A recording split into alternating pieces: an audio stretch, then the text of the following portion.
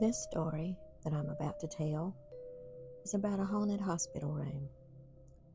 Well, I say it's haunted, but you can decide for yourself if you think so after hearing my story. This story doesn't take place in one of those old abandoned hospitals that ghost hunters like to explore, but in a nice, small town hospital that is still in use today. Years ago, I myself was a patient at this hospital. I had just had my baby daughter the day before, and I was then put into a private room on the maternity ward, not too far from the nurse's station. I can't remember the room number, but I do remember it was at the end of the hall in a little alcove, sort of by itself. I don't know about you, but in my mind, I always thought a hospital was one of the safest places to be. You had around the clock care, and even when you were asleep, you could feel safe and protected, knowing there were nurses and security keeping watch over you. Well, all the excitement the last few days leading up to and after my daughter's birth had taken its toll on me. I was exhausted. I had had a ton of visitors, friends and family, all wanting to meet our precious new baby girl. Back in those days, they would bring your baby to you for feedings and let you spend time with your baby, and then they'd whisk your baby back off to the nursery. I guess they didn't want you to get too tired out. My husband told me I had better get some sleep that last night there while I could, because when we went home with the baby the next day, that's when the real fun was going to start. I took his word for it. So that night, after visiting hours were over and everyone had gone home, I decided to get settled down and try and get some sleep. I turned off the TV, closed the blinds, and turned off all the lights except for one tiny bedside light that was very dim. My husband had closed the door for me when he left for the night, and I was starting to feel sleepy and was looking forward to a good night's rest. I snuggled into the covers, turned on my side with my back to the window, facing the door.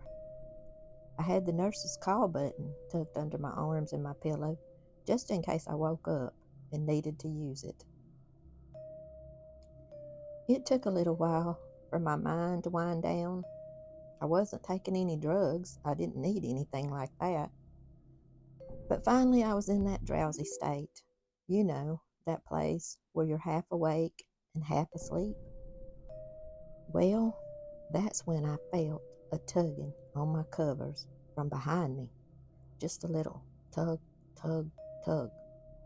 It felt like someone had a hold of my blanket that was wrapped around me, and they were gently tugging and pulling on it, almost like a rocking motion. Well, in my drowsy state, it didn't really register in my brain what was happening until it did. I knew there was nobody in that room except for me. The door hadn't opened and no one had come in. So immediately, when I realized what was happening, I pressed the call button for the nurse, without even turning to look behind me first. Well, when I did that, I heard a man's laughter, an evil, sardonic, mocking laughter. That scared me half to death, but instinctively, I did turn then to look behind me, and there was no one there. Not no living being that I could see, that is. By then, the nurse had come in to see what I needed. Well, what was I going to say to her? I wasn't about to tell her there was an invisible man or ghost in my room. She'd have thought I was crazy. So instead, I just asked her if she'd turn the light on for me and to please leave the door open for me. She looked a little confused, but she did what I asked and told me good night. Well, that was the end of my trying to go to sleep that night. I turned the TV back on and stayed awake till the break of dawn and the sun came up. Thank goodness I was released to go home that morning. I couldn't wait to get out of there. I guess my theory about a hospital being the safest place in the world to be got blown slam out of the water. It made me think about all the folks that might have stayed in a hospital room that you might be staying in and what their story or reason for being there might have been. Or even how many might have passed away in the exact room that you're staying in. And what kind of energy or personality did they have in life? And is it possible some of that energy could still be there? Or that they have never left the hospital, still waiting for their discharge papers? Who knows? But I, for one, know I'm not ever going to say there's no such things as ghosts, because what I felt and heard that night was real as it gets.